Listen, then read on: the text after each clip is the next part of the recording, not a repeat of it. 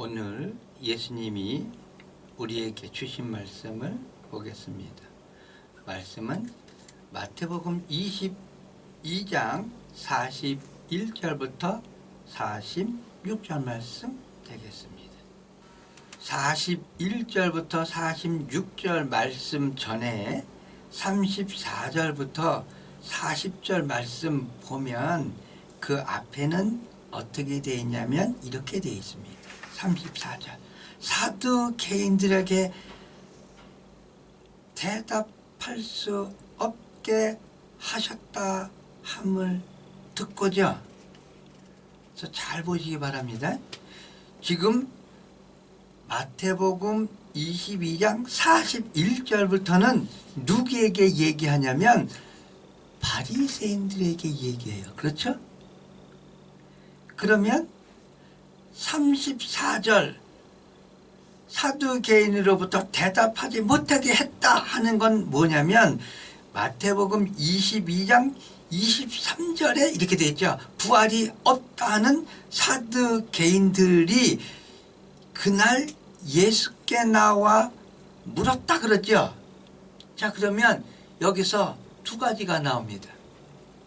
이스라엘을 통칭할 때 자, 크게 이스라엘은 두 그룹으로 나눠요. 한 그룹은 누구예요?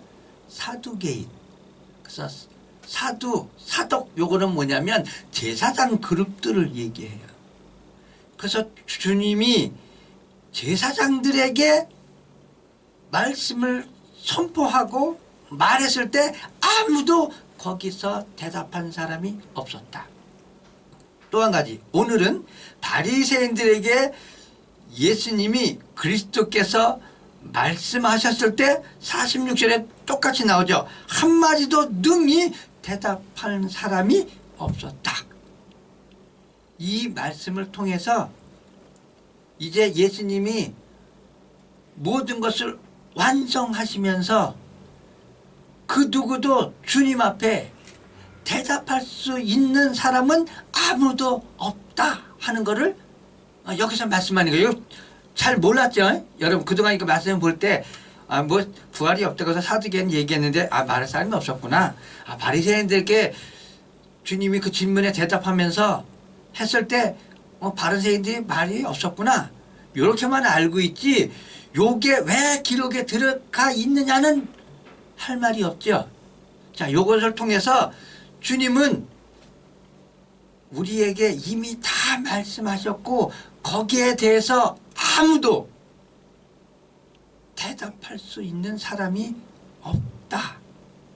다른 말로 얘기하면 마태복음 22장 29절에 이렇게 기록해요. 너희가 성경도 하나님의 능력도 알지 못함으로 대답할 수 있는 사람이 아무도 없었다. 그 구체적인 증거가 어디냐면 바로 이 말씀입니다. 사울이 바울이 되기 전 다메섹 도상에서 예수 그리스도를 만나기 전에는 그가 여호와를 향하여 열정이 있었고 사랑이 있었고 섬김이 있었기 때문에 자기는 여호와를 섬긴다고 그리스도를 쫓아다니던 사람을 감옥에 가두고 때로는 매맞는 데에 대해서 찬성을 했다 이 말이에요. 열심히 있어서. 그런데 정작 그리스도를 만났더니 그리스도께서 뭐라고 하냐면 너는 나를 왜 핍박하느냐. 자, 그것은 뭐다? 핍박하느냐 그때 대답을 해야 될 거 아니에요. 대답을 할 수가 없죠. 왜냐하면 핍박했으니까. 그래서 이거랑 똑같이 대답을 할 수 없었다는 거예요. 왜 대답을 못했을까? 이제 거기에 대해서 보겠습니다. 41절 바리새인들이 모였을 때 예수께서 그들에게 물으시되, 자, 바리새인들이 물어본 게 아니고 누가 물어봐요? 이제 주님이 직접 물어봅니다. 너희는 그리스도에 대하여 어떻게 생각하느냐? 누구의 자손이냐? 대답하되 다윗의 자손이니이다. 자, 이스라엘 사람들은 바리새인뿐만 아니라 사두개인도 이스라엘 그 누구도 메시아가 오면 그 메시아는 누구다? 다윗의 자손이라고 알고 있어요. 맞습니까? 마태복음 1장 1절에 보면 이렇게 돼 있어요. 아브람과 다윗의 자손 예수 그리스도의 계보라. 그래서 다윗의 자손, 아브람의 자손이 누구다? 예수 그리스도라고 얘기하고 있어요. 자, 요거 맞을까요? 그래서 주님이 이제 물어본 거예요. 아브라함의 자손이 맞습니까? 예수님이? 자, 그 대답을 여러분에게 제가 오늘 해드리겠습니다. 말씀으로 보겠습니다. 사무엘하 7장 11절부터 17절. 전에 내가 사사에게 명령하여 내 백성 이스라엘을 다스리는 때와 같지 아니하게 하고 너를 모든 원수에게서 벗어나 편히 쉬게 하리라. 여호와가 또 내게 이르니 여호와가 너를 위하여 집을 짓고 내 수완이 차서 내 조상들과 함께 누울 때에 내가 내 몸에서 날 내 씨를 내 뒤에 세워 그의 나라를 견고하게 하리라. 그는 내 이름을 위하여 집을 건축할 것이요 나는 그의 나라 왕위를 영원히 견고하게 하리라. 15절. 내가 내 앞에서 물러나게 한 사울에게서 내 은총을 빼앗은 것처럼 그에게서 빼앗지는 아니하리라. 내 집과 내 나라가 내 앞에서 영원히 보존되고 내 왕위가 영원히 견고하리라 하셨다 하라. 나단이 이 모든 말씀과 이 모든 계시대로 다윗에게 말했다. 자, 여기서 여호와가 나단을 통해서 말씀하죠. 내 왕위를 영원토록 하겠다 하면서 다윗의 집을 영원히 세워요. 근데 이것을 왜 말씀했을까요? 이스라엘 역사 속에서 여호와가 내 왕위를 영원히 세우겠다고 얘기한 사람은 오직 다윗밖에 없어요. 왜 그랬을까 그러는 거죠. 왜 내 왕위를 내 자손 대대로 있게 하고 이 세상이 끝날 때까지, 아니 이 세상이 끝나도 영원히 하겠다고 얘기한 이유가 뭘까요? 자, 이유는 이겁니다. 사무엘하 7장 1절부터 볼게요.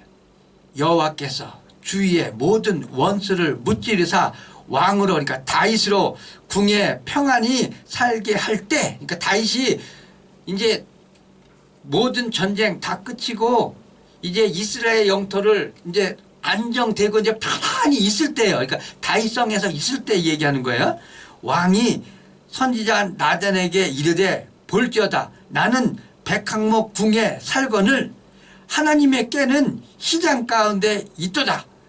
나단이 왕께 아뢰되 여호와께서 왕과 함께 계시니 마음에 있는 모든 것을 행하소서. 그러니까 뭐냐면 다윗이 나는 지금 백항목과 금으로 된 이런 성에 거하고 있는데 내가 섬기는 여호와 하나님은 시장 가운데 천막 가운데 계시다는 게 말이 되냐. 그러므로 이제는 내가 거하는 이 성보다 더 좋게 여호와를 위하여 전을 짓겠다. 그러니까 나단 선지자가 뭐라 그래? 아, 그대로 하소서 하고 얘기하는 거죠. 그때 4절에 있죠. 그 밤에 여호와의 말씀이 나단에게 임하여, 다윗에게 임한 게 아니에요. 나단에게 임해요. 왜요? 나단은 선지자고 나단을 통해서 다윗에게 통보하는 거예요. 지금도 마찬가지입니다. 모든 일은 선지자를 통해서, 오늘날로 얘기하면 목사님을 통해서 하나님이 말씀을 전합니다. 자, 뭐라고 이렇게 됐습니다. 그 밤에 여호와의 말씀이 나다에게 임하여 이르되 가서 내 종 다윗에게 말하기를 여호와께서 이와 같이 말씀하시되 내가 나를 위하여 내가 살 집을 건축하겠느냐. 7절 이스라엘 자손과 더불어 다니는 모든 곳에서 내가 내 백성 이스라엘을 먹이라고 명령한 이스라엘 어느 지파들 가운데 하나에게 내가 말하기를 너희가 어찌하여 나를 위하여 백항목 집을 건축하지 아니하였느냐 하고 말하였느냐. 그러므로 이제 내 종 다윗에게 이와 같이 말하라. 만군의 여호와께서 이와 같이 말씀하시기를 내가 너를 목장 곧 양을 따르는 데에서 데려다가 내 백성 이스라엘 주권자라 삼고 내가 가는 모든 곳에서 내가 너와 함께 있어 내 모든 원수를 내 앞에서 멸하였은즉 땅에서 위대한 자들의 이름같이 내 이름을 위대하게 만들어 주리라. 자, 그러면서 다윗이 여호와가 거할 처소 이것을 생각했을 때 여호와께서 뭐 하셨다? 내 왕위를 영원히. 자, 예루살렘이 뭘 뜻하죠? 예루살렘 성전? 여호와가 계시는 곳을 얘기해요. 다윗 그러면 뭘 상징하냐면 왕을 상징합니다. 왕은 곧 누굴 상징해요? 여호와를 상징해요. 그렇기 때문에 이 예루살렘 성전 그러면 뭐냐면 하늘나라 하나님이 거하는 곳을 얘기한단 말이에요. 그렇기 때문에 이스라엘 사람들은 다윗을 통하여 그 나라가 영원하리라. 이 영적인 의미는 모르고 육적인 의미로 다윗의 씨가 대대로 이어질 것이다. 그래서 지금도 이스라엘의 왕은 누구의 씨밖에 없다. 다윗의 씨밖에 없다고 얘기하는 거예요.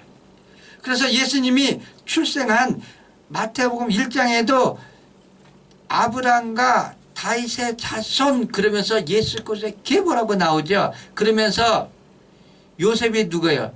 다윗의 자손이잖아요. 자, 그래서 왜 이스라엘 백성은 그리스도가 다윗의 자손이라고 얘기하냐 하면 바로 이 말씀 때문에 그렇다. 자, 그랬더니 43절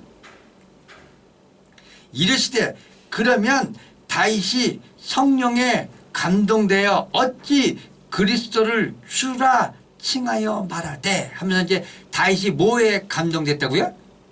성령에 감동되어 그리스도를 주라 칭했다. 그러면서 44절 주께서 내 주께 이르되 내가 내 원수의 내 발 아래 둘 때까지 내 우편에 앉아 있으라 하셨도다 하면서 여기에 리을 이렇게 돼 있죠. 자, 리을 그러면 뭐죠? 시편 110편 1편입니다. 찾아보시기 바랍니다. 여호와께서 내 주에게 말씀하시기를 내가 내 원수들로 내 발판에 대기 하기까지 너는 내 오른쪽에 앉아 있으라 하셨도다. 여호와께서 시온으로부터 주의 권능의 귀를 내 보내시리니 주는 원수들 등에 다스리소서. 그러면서 자, 여기서 여호와께서 내 주께 그러면 누구 얘기하죠? 여기에는 두 명이 등장합니다. 여호와 하나는 내 주께 그럼 내 주는 누구죠? 예, 그리스도를 얘기해요. 그러니까 여호와께서 다윗에게 말씀하고 있는데 다윗이 뭐라 하냐면 내 주 그러면 누구 되냐면 그리스도께 말씀했다는 거죠. 여호와께서. 그러면서 내가 그러면 내가는 누구예요? 여호와예요. 내 원수들로 그럼 내 원수는 누구예요? 여기서 내는 그리스도를 얘기하고요. 원수들은 누구예요? 사탄 얘기하는 거고요. 또 하나는 오늘날로 얘기하면 사탄과 예수를 믿지 않는 사람들을 얘기해요. 자, 아담이 있습니다. 자, 아담이 범죄하면 뭐가 되죠? 죄를 지면 뭐가 된다? 하나님과 원수된다. 그러면 아담이 뭐가 되죠? 원수가 되죠. 그 원수를 어떻게 된다고요? 발파니까 발에 밟히게 하기까지 너는 어디에 있어라? 내 우편에 앉았어라. 그래서 예수 그리스도가는 하늘나라 올라가면 어디에 돼 있냐? 여호와의 우편에 앉아 계시다고 어디에 기록되어 있어요. 요한계시록에 너는 내 우편에, 그래서 보면 그리스도께서 우편에 앉아 계시다고 얘기하죠. 그 우편이 무슨 뜻을 얘기해요? 우편은 힘을 상징합니다. 우편은. 그래서 거기 사람들은 손을 쓸 때 우편을 많이 사용하죠. 그리고 축도하거나 할 때도 뭘 하죠? 우편 사용합니다. 뭘 둘 때도 우편을 사용하죠. 자, 그러면 이 시는 누가 졌을까요? 그 앞에 보면 다윗의 시라고 돼 있어요. 네? 그래서 요 110편은 누가 졌냐? 다윗이 졌단 말이에요. 다윗이. 그래서 다윗이 그래서 내 주께서 말씀하시를 내가 내 원수의 팔판이 되기까지 너는 내 우편에 앉아 계시도다 하고 얘기했단 말이에요. 그런데 그분이 왜 그리스도냐? 자, 그 뒤에 보기 바랍니다. 자, 10편 110편 4절부터 볼게요. 여호와는 맹세하고 변하지 아니하시리라. 이르기를 너는 멜기세덱의 서열을 따라 영원한 제사장이라 하셨다. 멜기세덱의 반차를 따라 제사장 된 게 누구죠? 그리스도를 얘기해요. 자, 그래서 그리스도는 삼중직을 갖고 있습니다. 하나는 대제사장, 하나는 선지자, 또 하나는 뭐예요? 왕. 창세기에 멜기세덱 나오는데 거기에는 하나님의 제사장, 그래서 아브라함이 11조 드렸다 요것밖에 안 나와요. 그래서 멜기세덱에서는 잘 몰라. 그래서 시브리서 7장 보시기 바랍니다. 7장 1절 이 멜기세덱은, 그래서 이 멜기세덱 이 그럼 누구죠? 창세기에 아브라함을 축복했던 멜기세덱은 이런 뜻이란 말이에요. 멜기세덱은 살렘 왕이요. 살렘 뭐죠? 평화의 왕이라고 얘기하는 거예요. 지극히 높으신 하나님의 제사장이라. 여러 왕을 쳐서 죽이고 돌아오는 아브라함을 만나 복을 빈자라. 아브라함이 모든 것의 10분의 1을 그에게 나누어 주니라. 그 이름을 해석하면, 그러니까 멜기세덱의 이름을 해석하면 의의 왕이요, 살렘 왕이요, 곧 평강의 왕이요. 아버지도 없고 어머니도 없고 족보도 없고 시작한 날도 없고 생명의 끝도 없어 하나님의 아들과 닮아서 항상 제사장으로 있느니라. 이거 누구예요?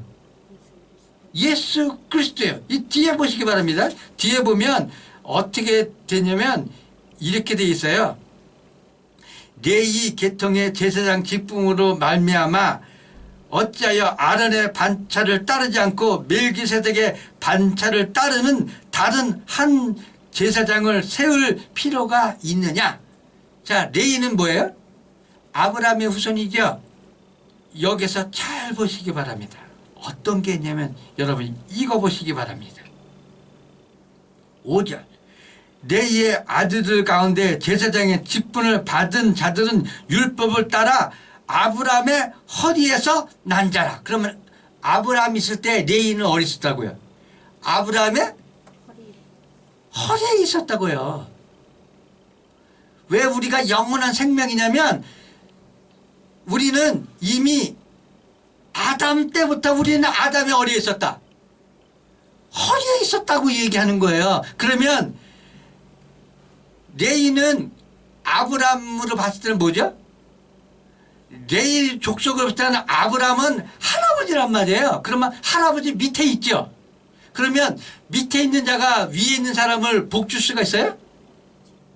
자, 7절에 보기 바랍니다. 논란의 여지 없이 낮은 자가 높은 자에게 축복을 받느니라.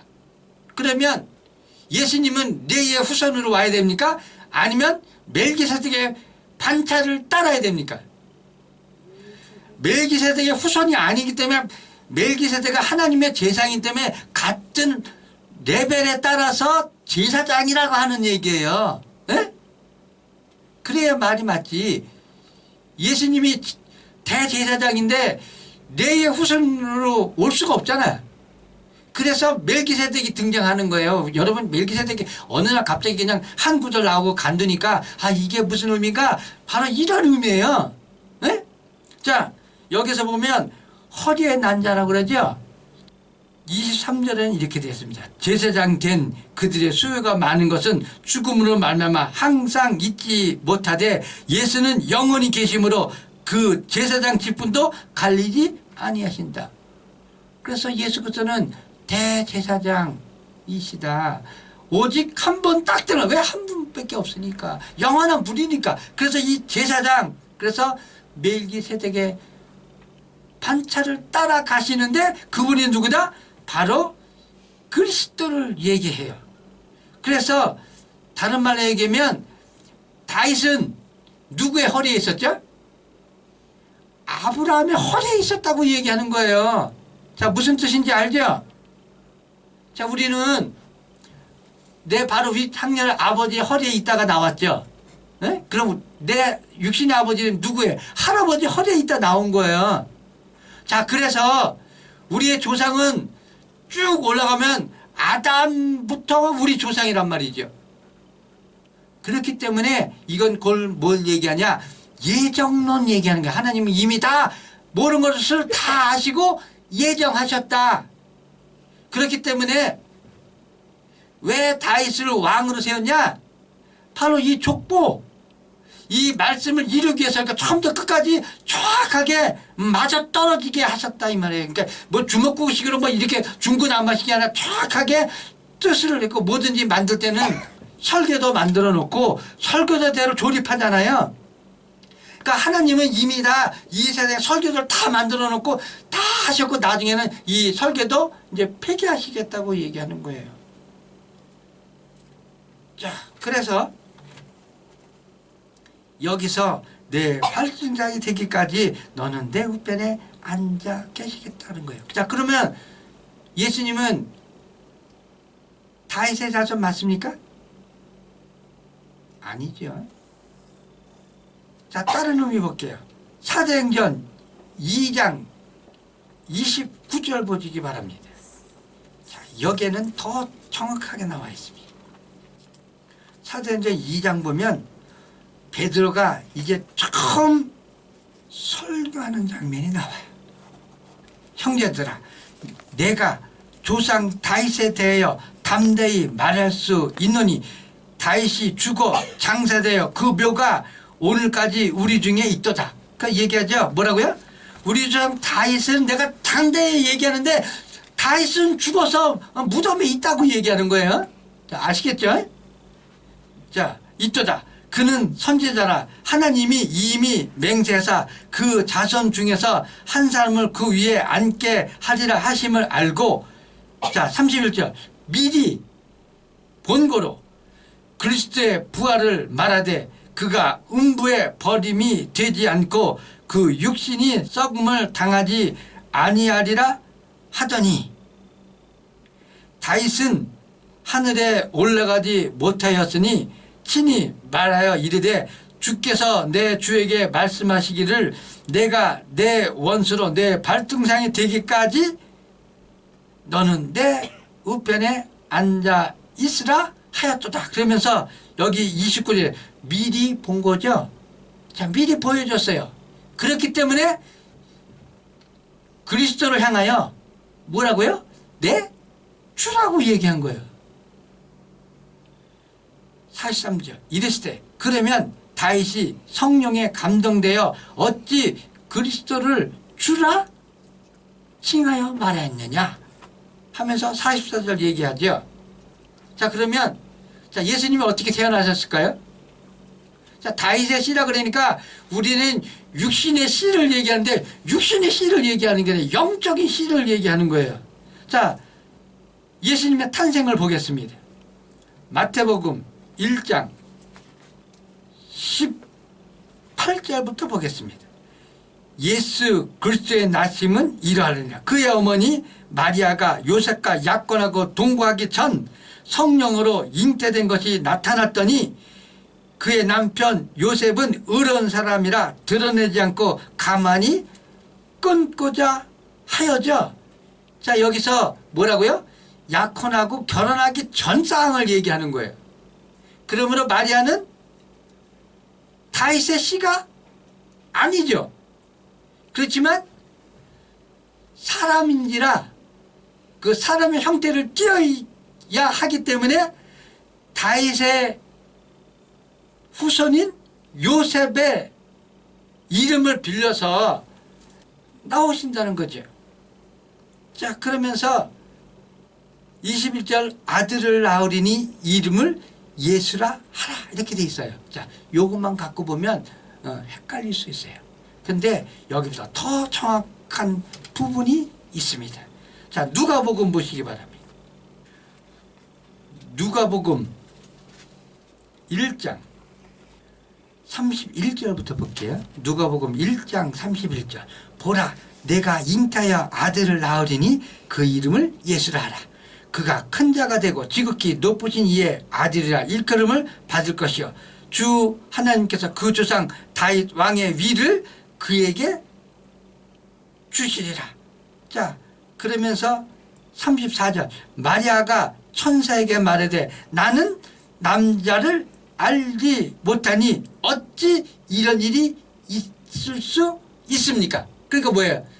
마리아는 요셉하고 동침하지 않았기 때문에 아이를 낳을 수 없는 거예요. 그러니까 나는 남자를 모르는데 어떻게 이런 일이 있을 수 있습니까? 하고 물어보죠.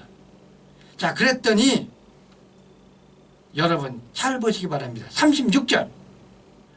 보라, 내 친족 엘리사벳도 늙어서 아들을 배었느니라. 본래 임신하지 못한다고 알려진 이가 이미 6달이 되었나니. 자, 여기서 엘리사벳이 낳은 아들이 누군지 아십니까? 세례 요한이요. 자, 세례 요한은 예수님이 누구라고 얘기하죠? 엘리야라고 얘기하죠. 여러분, 성경 속에 죽음을 보지 아니하고 하늘에 올라간 사람은 누구밖에 없다? 엘리야밖에 없다.